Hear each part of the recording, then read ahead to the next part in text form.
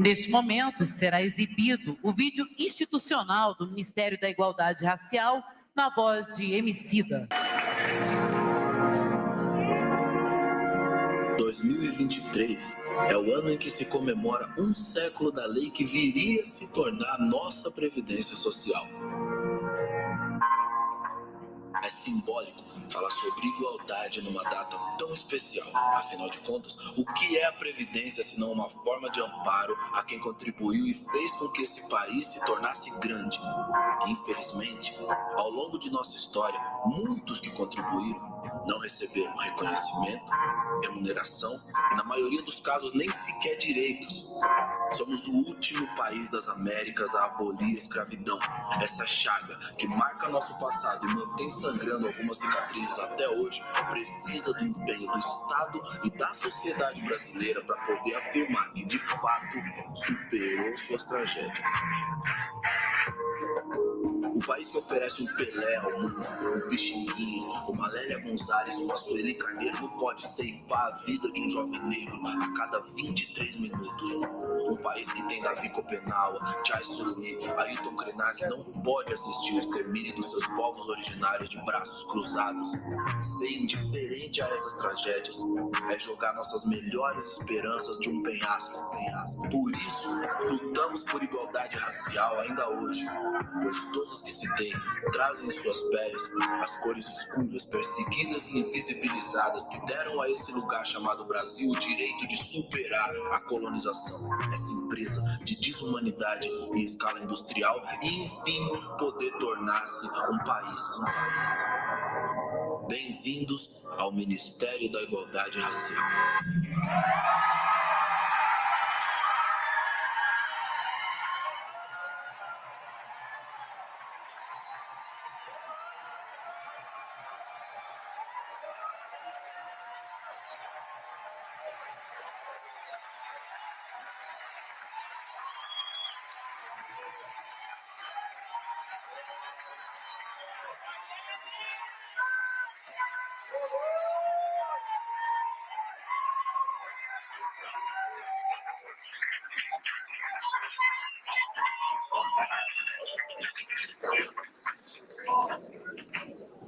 Neste momento, a senhora Camila Moradia para a apresentação da ministra de Estado da Igualdade Racial, Aniele Franco.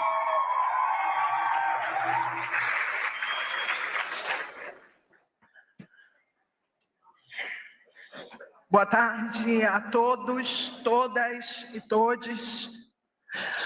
Nós queremos primeiro agradecer, reverenciar as nossas ancestrais, afinal de contas, elas nos conduziram até aqui. Também queremos agradecer e saudar todas as pretas mais velhas nesse lugar. Muito obrigada.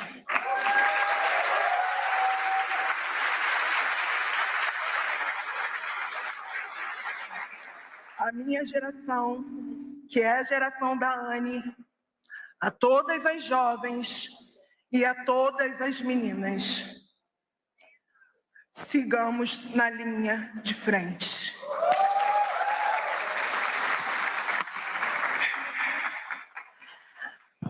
Bom, é com imenso prazer que eu, Camila Moradia, cria do Complexo do Alemão,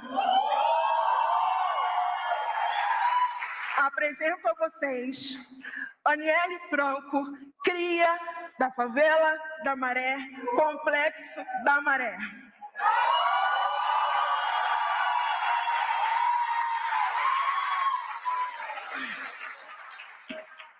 Bom, Aniele é essa garota da favela que manda o papo reto para defender os seus e as suas.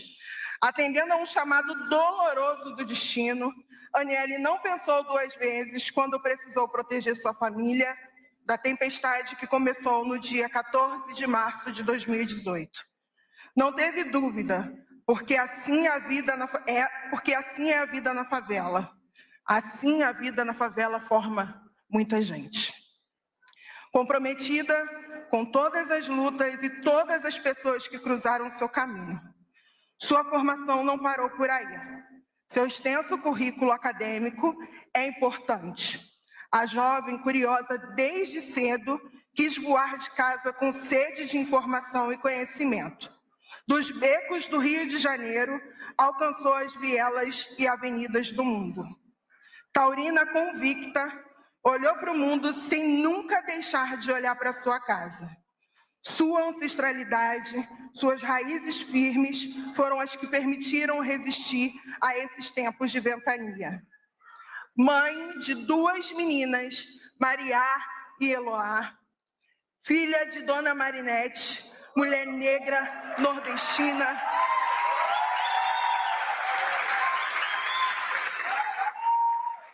filha de seu Antônio, tia de Luiara, esposa de Fred, irmã de Marielle Franco.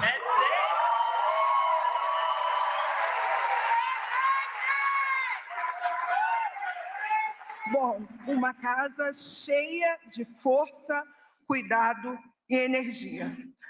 Apaixonada pelo vôlei, desde os 8 anos, gosta sempre de contar da história quando Marielle foi até a quadra da rua defendê-la, quando um grupo de meninos não queria deixá-la jogar. Marielle disse naquela ocasião, ou vocês jogam com ela, ou não vão jogar. E para quem conhece só um pouquinho a Aniele, já pode entender como esse episódio tão marcante faz parte da formação e construção do seu caráter. Aos 16 anos, através do vôlei, ganhou uma bolsa de 100% para estudar nos Estados Unidos, onde ficou durante 12 anos, passando por 4 universidades historicamente negras.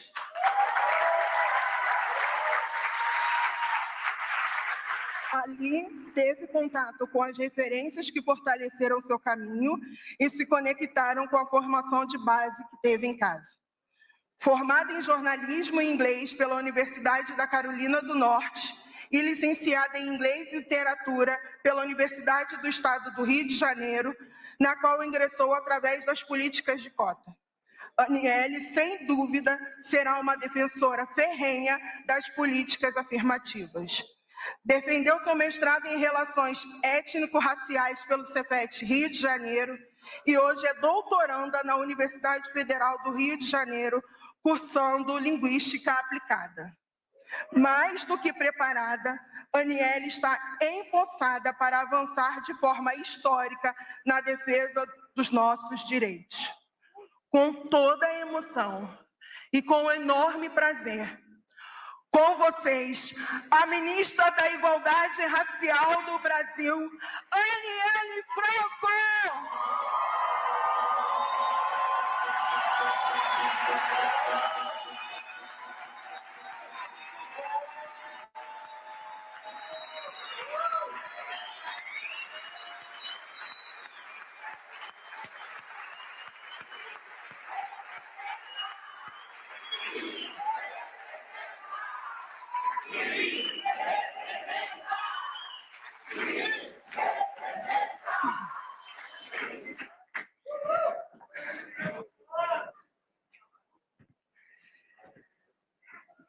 Quase boa noite, né? Boa noite a todas, todos e todos.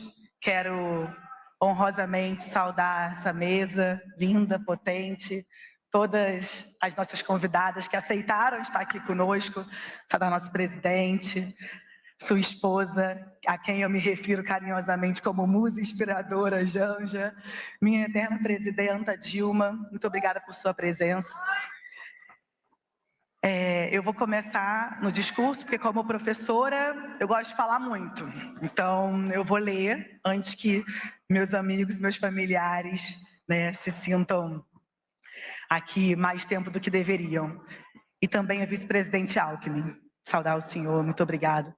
E vou saudar aqui todos os meus colegas ministras excelentíssimas, Margarete, Marina, Dani, Esther, Simone, Luciana, Nízia, e também cumprimentar a presidenta Gleise, já cumprimentando todas as mulheres aqui presentes. Miriam Belchior também, que está ali o tempo inteiro dando um alôzinho. Muito obrigada pela sua presença. Bom, antes de começar o meu discurso, eu quero agradecer algumas pessoas muito importantes. Eu deveria seguir o conselho do Vini, meu amigo, o ministro do Vinícius, e agradecer por último. Mas eu vou começar já agradecendo, enquanto eu ainda não estou muito emocionada. Então, primeiro eu quero agradecer a Deus, Maria, todos os meus santos orixás que têm me acompanhado nessa trajetória. E, em segundo lugar, para além de agradecer ao presidente Lula por ter me concedido esse desafio, quero agradecer a minha família, quero agradecer minha mãe, que sem ela eu não estaria aqui, por ter gerado duas mulheres magníficas e fortes, capazes de resistirem a tanta dor e tanta luta. Quero agradecer meu pai, que foi sempre aquele parceiro e companheiro nos jogos de vôlei, que sempre me levava e me buscava com seu jeitinho calado, mas quando era para torcer por mim, virava. Quero agradecer a Luiara, minha sobrinha, única filha de Marielle Franco, hoje uma mulher que teve que corajosamente seguir sem sua mãe. A gente não consegue repor a sua mãe, mas você sabe o quanto que a gente te ama. Quero agradecer meu marido, companheiro de todas as horas, meu parceiro de vida, que tem sido muito paciente, com 70 voos no ano passado. E aí, quando o Lula me convoca no dia 21 de dezembro, ele fala, só porque é o Lula, hein? Porque se fosse qualquer outro, não. Então, obrigada pela paciência. E obrigada, Maria e Eloá, por me fazerem ser a minha melhor versão. Bom, agradeço também aquelas que vieram antes de mim, as minhas mais velhas e minhas irmãs de alma que estão aqui presentes, que já vi. Mulheres negras que seguraram a minha mão desde o dia 14 de março de 2018 e que nunca mais soltaram.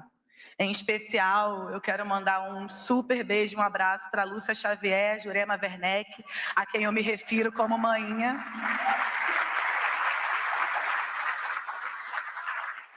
Sueli Carneiro, Conceição Evaristo, Ângela Davis, Vilma Reis, Wanda Menezes, Bianca Santana, Benedita da Silva,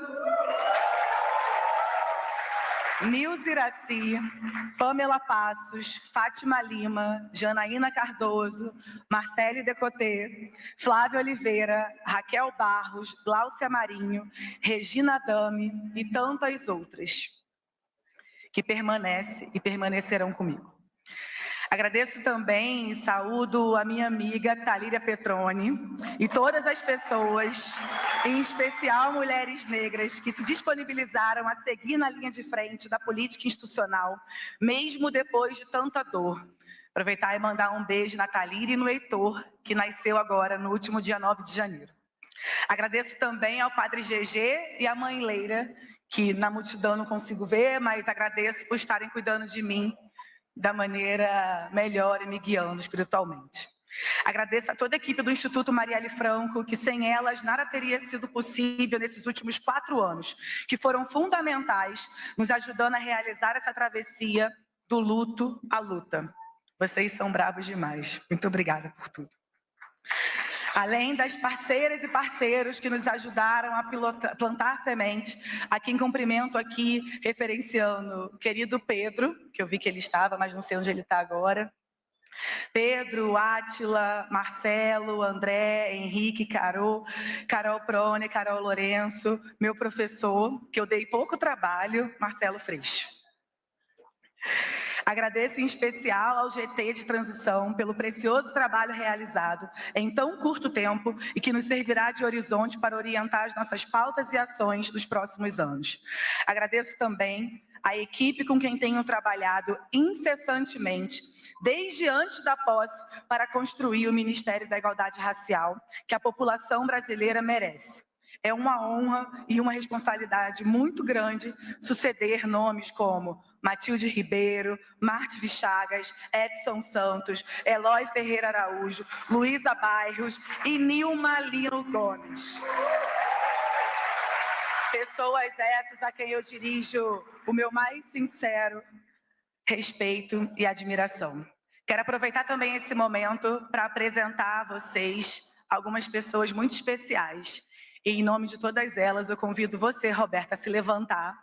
Roberta Eugênio, essa mulher negra, mãe da Maná, esposa do Paulo, que está aqui. Obrigada por vocês terem também topado esse desafio. Quero também apresentar Flávia Tambor, minha chefe de gabinete. Márcia Lima, que aceitou comandar a Secretaria de Políticas de Ações Afirmativas e Combate e Superação ao Racismo. E eu, fruto de cotas, presidente, da primeira turma da UERJ, eu sou fruto de cotas e agradeço o senhor mais uma vez. E Eda Leal, que estará à frente do Secretaria de Gestão do Sistema Nacional de Promoção à Igualdade Racial. E Ronaldo dos Santos, cadê ele?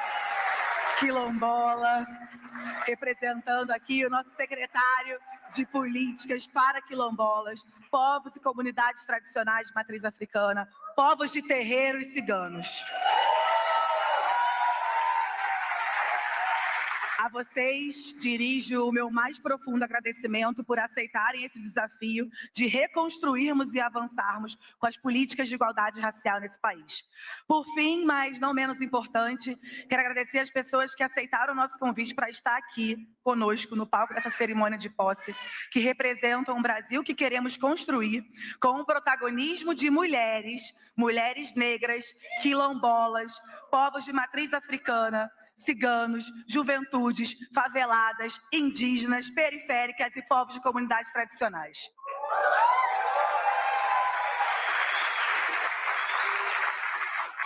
Desde o dia 14 de março de 2018, dia em que tiraram a Marielle da minha família e da sociedade brasileira, tenho dedicado cada minuto da minha vida a lutar por justiça, defender a memória, multiplicar o legado e regar as sementes da minha irmã. Nesse caminho, fundamos o Instituto Marielle Franco, organização que se tornou referência do combate à violência política de gênero e raça e na defesa dos direitos de mulheres negras, pessoas LGBTQIAP+, e periféricas faveladas. Os dias desde o golpe da minha eterna presidenta Dilma têm sido difíceis, em especial depois de 2018. Tenho certeza que para todas que estão aqui também. Mas em meio a uma política de morte, nossa resposta foi a luta pela vida. Luta essa que nos trouxe até aquele 1º de janeiro deste ano, quando finalmente o povo brasileiro subiu a rampa desse palácio, em um gesto marcante que emocionou o mundo inteiro, pois passou um recado. Quando nosso presidente Lula recebeu a faixa presidencial do povo, colocada por uma mulher negra periférica.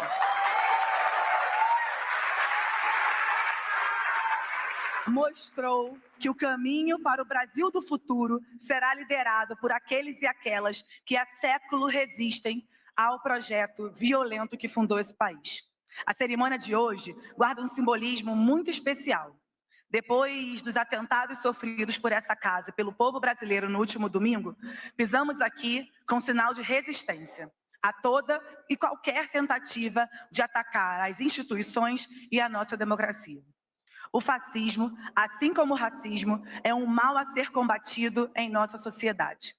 O mesmo projeto que permite as vidraças deste palácio tenham sido destruídas é o projeto que mata todos os dias pessoas como o catador de Erson Gomes da Silva na Cidade de Deus, no Rio de Janeiro.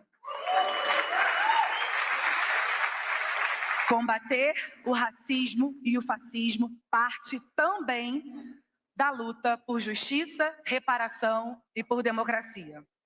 Precisamos identificar e responsabilizar quem insiste em manter essa política de morte e encarceramento da nossa juventude negra comprovadamente falida. Assim como estamos identificando e responsabilizando quem executou, provocou e financiou a barbárie que assistimos no último domingo.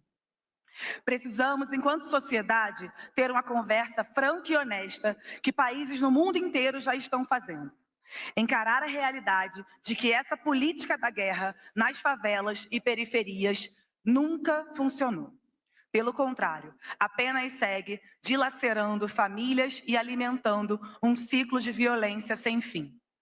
Se o mundo em que queremos viver é um mundo onde todas as pessoas tenham igual direito e oportunidade de serem felizes com sua liberdade, respeitando uns aos outros em paz, em harmonia, com justiça e dignidade, já passou da hora de pararmos de repetir as fórmulas fracassadas que não entregam nada disso.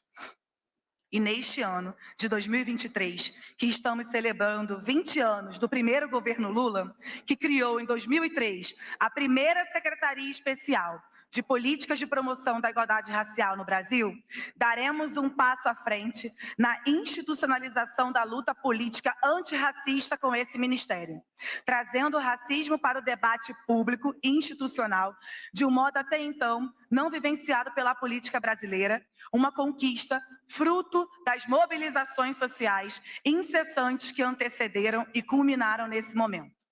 Digo isso porque o sujeito mais importante a quem devo agradecimento nessa data de hoje é o povo brasileiro, especialmente o povo negro e indígena que há séculos resistem contra a violência de Estado e se articulam para ocupar e permanecer espaços como esse.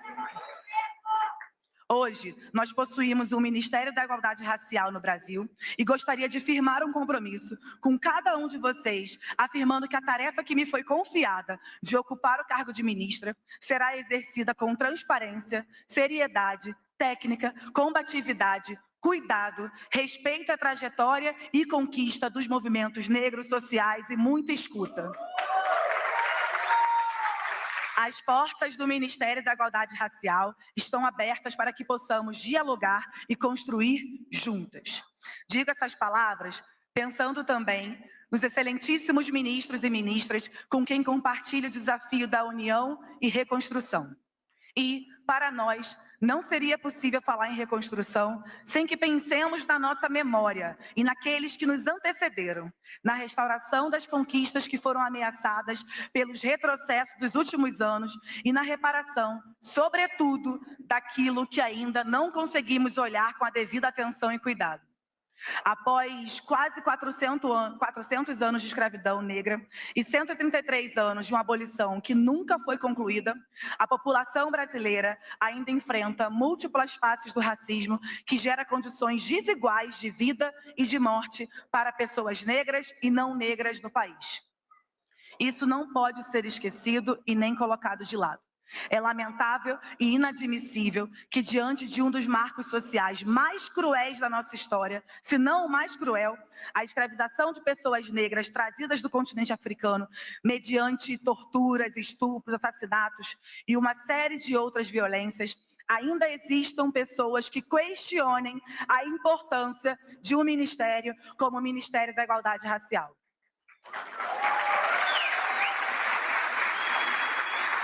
Desde o sequestro dos nossos bisavós e tataravós em África, a luta pela garantia de políticas públicas e da existência do Ministério da Igualdade Racial, inclusive no que diz respeito aos recursos orçamentários, temos nos empenhado visceralmente em um projeto de sobrevivência. Projeto esse que vai desde o enfrentamento ao racismo científico e suas políticas eugenistas, do branqueamento e da aniquilação da população negra, à desmistificação das narrativas de meritocracia e de democracia racial na sociedade brasileira.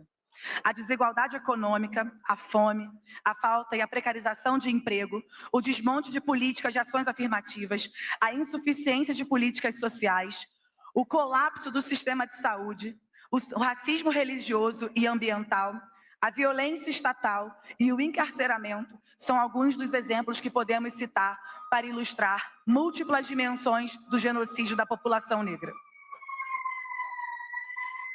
Também não podemos deixar de mencionar o negacionismo do último governo federal em relação às políticas de prevenção e enfrentamento à Covid-19, bem como o atraso na vacinação, dentre outras questões que culminaram em resultados que atingiram de forma desigual a população brasileira, sendo a população negra e pobre a mais afetada. Me solidarizo com todas as pessoas que perderam familiares, entes queridos e amigos em decorrência da pandemia que atravessamos. Cumprimento todos os profissionais de saúde que atuaram na linha de frente desse momento tão duro em nossa história, em especial mulheres e homens negros que atuaram na ponta desse sistema. Estamos falando de diferenças raciais hierárquicas que instituem condições materiais desiguais de vida e de morte de brasileiros e brasileiras. Não podemos mais ignorar ou subestimar o fato de que a raça e a etnia são determinantes para a desigualdade de oportunidades no Brasil em todos os âmbitos da vida. Pessoas negras estão subrepresentadas nos espaços de poder e, em contrapartidas, somos as que mais estamos nos espaços de estigmação e vulnerabilidade. Apesar de a maioria da população brasileira se autodeclarar negra, é possível observar que os brancos ocupam a maior parte dos cargos gerenciais, dos empregos formais e dos cargos eletivos. Por outro lado, a população negra está no topo dos índices de desemprego, subemprego e de ocupações informais, além de receberem os menores salários. A população negra está mais exposta ao analfabetismo, às piores condições de moradia, sendo inclusive a grande maioria das pessoas que vivem abaixo da linha da pobreza. Os negros também são os que mais são mortos no Brasil, sobretudo vítimas da letalidade policial. E as mulheres negras também são as mais vitimadas por feminicídio e as que são mais expostas à mortalidade materna e à violência obstétrica. Os homens e mulheres negras também correspondem à maior parcela da população carcerária do país. E muitas dessas pessoas estão presas provisoriamente sem uma condenação formal. Afinal, de que Estado de Direito estamos falando? Definitivamente não é esse o modelo da democracia racial que queremos. Como nos lembra a Coalizão Negra por Direitos, composta por mais de 200 organizações negras no país, enquanto houver racismo, não haverá democracia.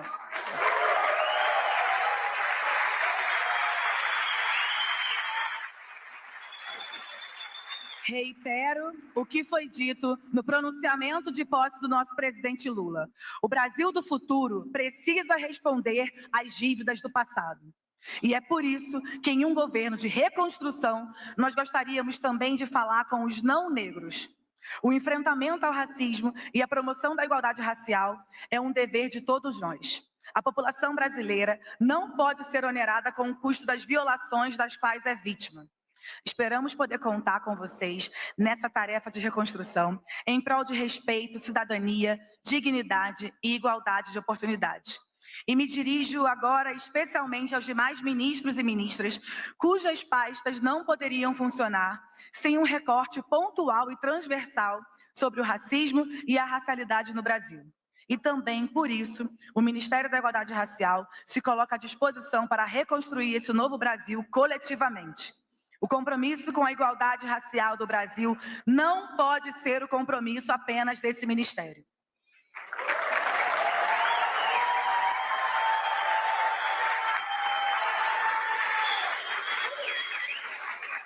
A minha querida Sônia Guajajara e a minha querida companheira Marina Silva contem com o Ministério da Igualdade Racial para defender nossos povos indígenas e nosso meio ambiente, lutando contra o que reconhecemos como racismo ambiental e pela justiça climática. Afinal,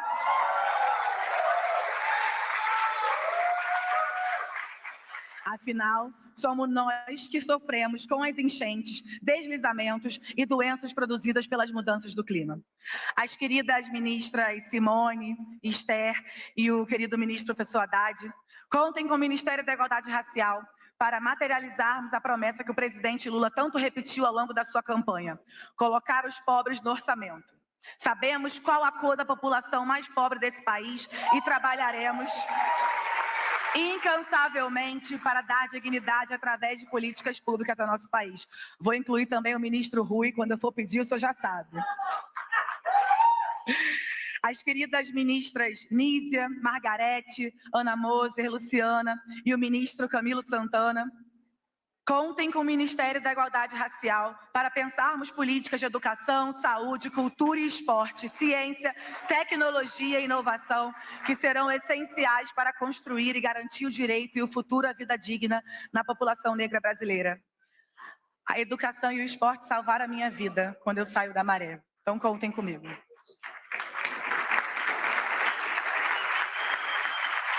Ao meu querido e ilustríssimo ministro Flávio Dino, Silvia Almeida e minha querida ministra Cida Gonçalves, contem com o Ministério da Igualdade Racial para promovermos a verdadeira justiça social, racial e de gênero que esse país precisa alcançar.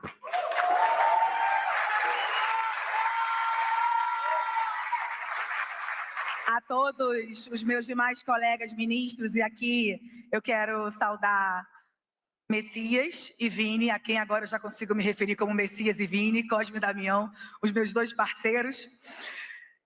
Padilha, que não vi ainda, mas também um abraço para Padilha. Contem com o Ministério da Igualdade Racial para impulsionarmos políticas internas e externas que garantam efetivamente a democracia que tanto sonhamos. Só iremos vivenciar uma verdadeira democracia a partir do momento em que a preocupação com a dignidade da população negra seja também uma preocupação de cada um dos outros ministérios, e esperamos poder contar com vocês para enfrentar esse desafio. Só conseguiremos dar uma resposta eficaz às dívidas do passado se trabalharmos juntos. Reconhecemos a demanda dos movimentos sociais com relação à necessidade de uma inconstitucionalidade própria para a formulação, coordenação e articulação de políticas e diretrizes governamentais para a promoção da igualdade racial. Aos movimentos, organizações, sociedade civil, contem com o Ministério da Igualdade Racial para retomar o nosso poder de agência institucional. Nós precisamos confrontar o esvaziamento e enfraquecimento das políticas raciais conquistadas e construídas ao longo da história do enfrentamento ao racismo e da promoção de igualdade racial no Brasil. É nossa prioridade lutar pelo fortalecimento e ampliação de políticas que culminem na dignidade da vida do povo negro brasileiro. E neste dia histórico, em que o verdadeiro Brasil toma posse, a partir da caneta de nosso presidente Lula e com o peso de uma luta de gerações pela criminalização do racismo, damos mais um passo no caminho da promoção da reparação e igualdade. Saúdo a todos os juristas, ministros e secretários envolvidos na construção do PL, que será assinado agora, e sinaliza um país do futuro sem racismo. Nos comprometemos aqui também com a revogação dos atos que não reflitam a missão do Ministério da Igualdade Racial e com a promoção de políticas concretas. Trabalharemos nos próximos 4 anos para fortalecer a lei de cotas e ampliar a presença de jovens negros e pobres na universidade pública.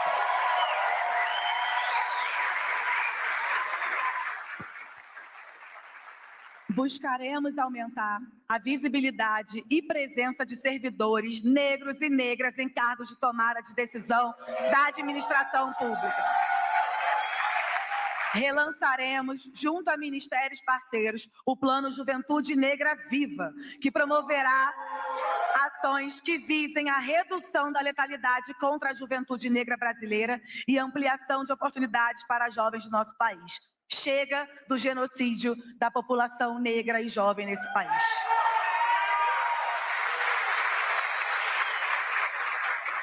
Avançaremos em uma articulação interministerial pelo fortalecimento da Política Nacional de Saúde Integral da População Negra.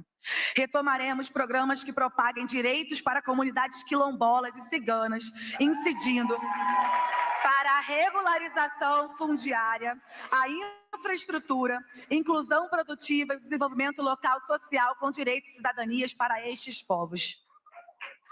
Será também a partir da maior estruturação e fortalecimento do Sistema Nacional da Promoção de Igualdade Racial que iremos realizar ações que busquem a equidade racial em diálogo com todos os municípios, estados, órgãos da União. Essas serão as primeiras medidas de uma longa caminhada para recuperar o que foi destruído e fortalecer e ampliar o legado que vem sendo construído há tantas gerações.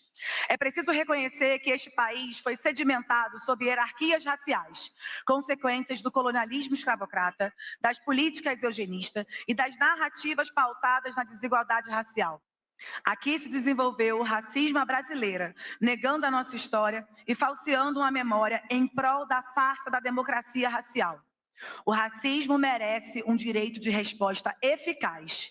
E nós gostaríamos de convidar a todas, todos e todos, negros e brancos, para que possamos formular e executar juntos essa proposta. Nós estamos aqui porque a gente tem um projeto de país. Um projeto de país onde uma mulher negra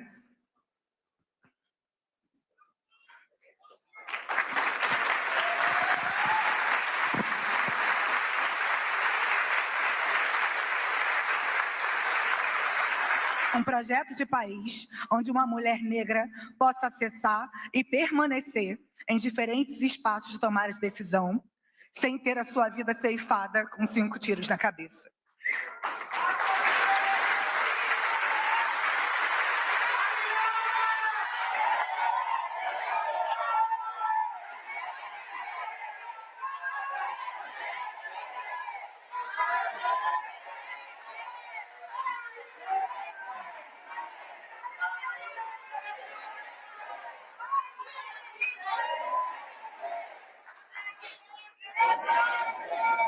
Um projeto de país onde uma mãe de um jovem negro não sofra todos os dias a dúvida se seu filho vai voltar para casa porque ele corre risco de ser assassinado pelo próprio Estado.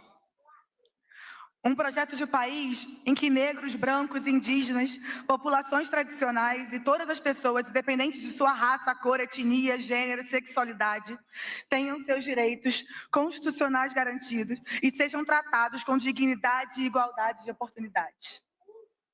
Um projeto de país pautado na busca pelo bem viver coletivo, pela melhoria da qualidade de vida e pela garantia da cidadania. Nós temos um projeto de país e esperamos contar com vocês nessa construção. E é por isso que eu faço esse pedido a toda a população brasileira. Caminhem conosco.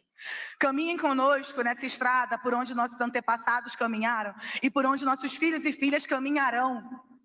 Seja aqueles que aceitem ou não, a gente vai caminhar.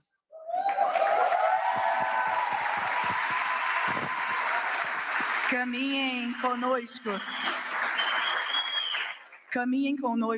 até que nosso povo seja verdadeiramente livre, protagonista de sua própria trajetória, acessando direitos, dignidade e uma vida plena com justiça, reparação e felicidade. Caminhem conosco até que os sonhos de nossas ancestrais se tornem realidade.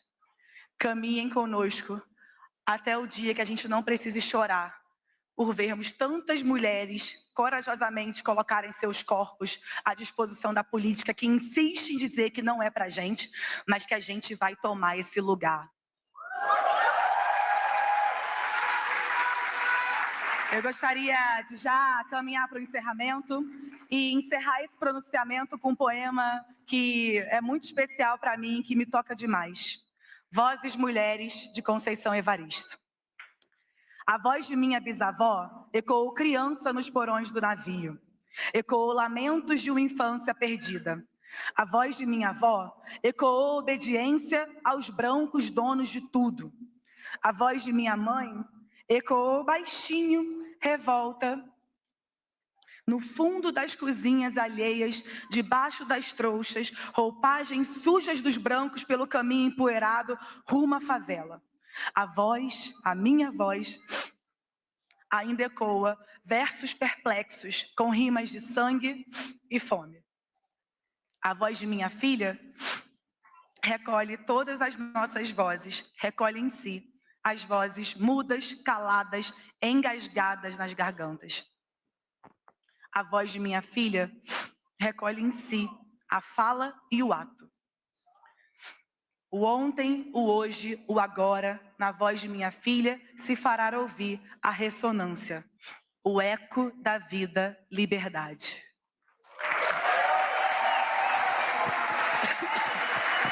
Gente, não acabou não, peraí que falta uma parte. Nós somos essas filhas e não vamos nos furtar à fala e ao ato. Não recuaremos, não retrocederemos e não vamos abaixar a cabeça mais. Não sairemos daqui. Iremos construir o Ministério da Igualdade Racial que a população brasileira merece. Agradeço a cada um de vocês que vieram até aqui, aos que não conseguiram entrar, aos que estão assistindo de casa, da rua, do transporte público. Agradeço, sobretudo, a todas as mulheres negras que construíram esse país de anonimato. Como diz o verso que Lúcia Xavier sempre falou e comentou, é um verso do primeiro Encontro Nacional de Mulheres Negras em Valença, em 1988. África liberta em suas trincheiras quantas anônimas guerreiras brasileiras. África liberta tem suas trincheiras quantas anônimas guerreiras brasileiras. Agradeço novamente a confiança depositada nesse projeto coletivo. A gente não chega aqui sozinha, eu não chego aqui sozinha. Seguiremos juntos, reafirmando o nosso compromisso de trabalhar dia e noite por um Brasil do futuro, com igualdade, justiça e reparação. E, presidente Lula, a gente vai ser incansável, à frente, ao lado e atrás do senhor, porque o senhor precisar. Sigamos, vamos juntos.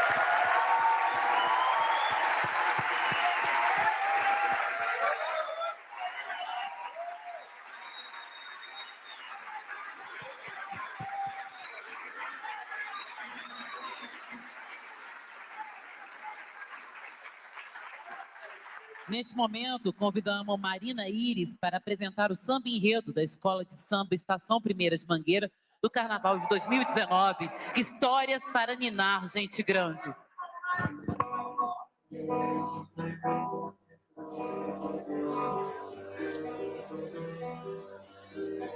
Brasil, meu nego, deixa eu te contar a história que a história não conta, o avesso do mesmo lugar, na luta é que a gente se encontra.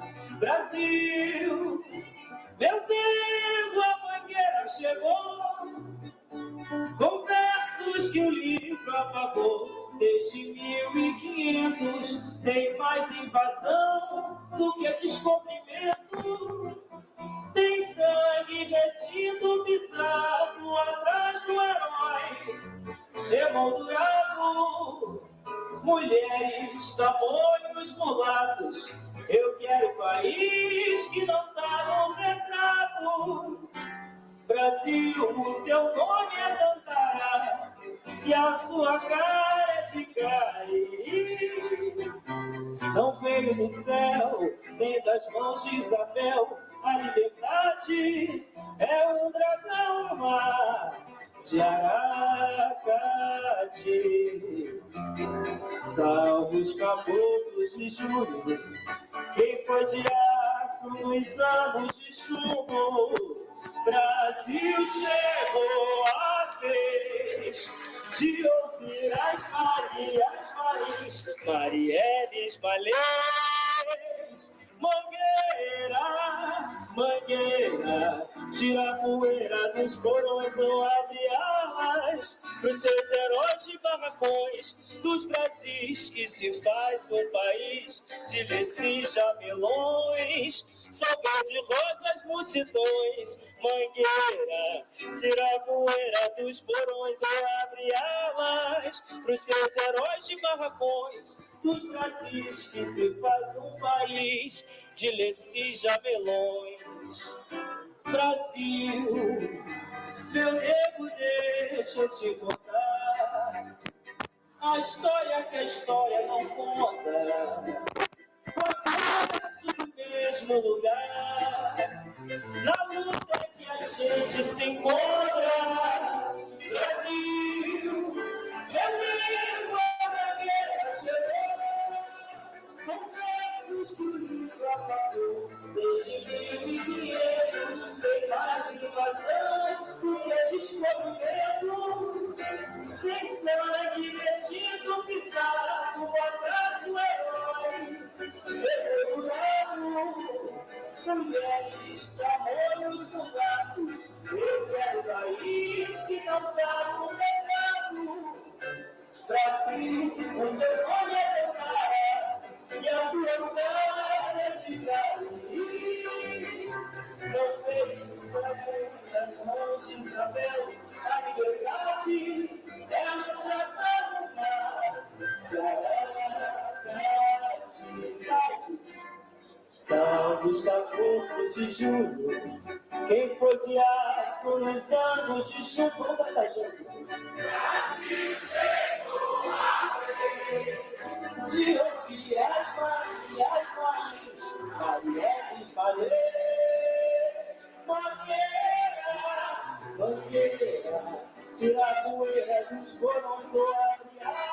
mais dos seus heróis de barracões, dos Brasis que se faz um país de Lessis, Jamelões. São verdes rosas multidões, bandeira, tira a poeira dos corões. Dos heróis de barracões, dos Brasis que se faz um país de Lessis, Jamelões. Brasil, meu nego, deixa eu te contar.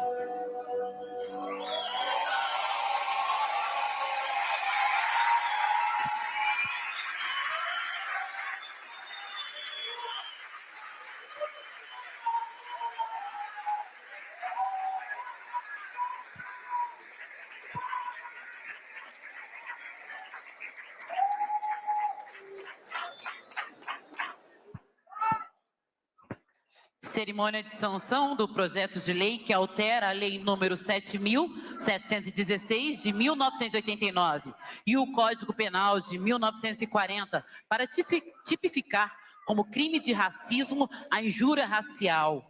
Prever pena de suspensão de direito em caso de racismo praticado no contexto de atividade esportiva ou artística, e prever pena para o racismo religioso e recreativo e para o praticado por funcionário público. O PL foi apresentado em 2015 pelos deputados Thieron, do PRB Bahia, Bebeto, PSB da Bahia, inspirado por atos de injúrias contra jogadores e árbitros de futebol. Relatado pelo deputado Antônio Brito, do PSD Bahia, foi aprovado na Câmara em novembro de 2021. No Senado, o PL foi aprovado em maio de 2022, na forma de um substitutivo que incorporou sugestões da Comissão de Juristas instituída para propor aprimoramentos à lei do racismo. A Comissão de Juristas era composta por 20 juristas negros, sob a presidência do ministro do STJ, Benedito Gonçalves, e foi instalada em 2021 na gestão de Rodrigo Maia. O PL, encaminhado para a sanção presidencial, corresponde ao substitutivo produzido no Senado e aprovado na Câmara em dezembro de 2022. Neste momento, o senhor presidente da República, Luiz Inácio Lula da Silva, sancionará o projeto de lei 4.566 de 2021, que tipifica injúria racial como crime de racismo.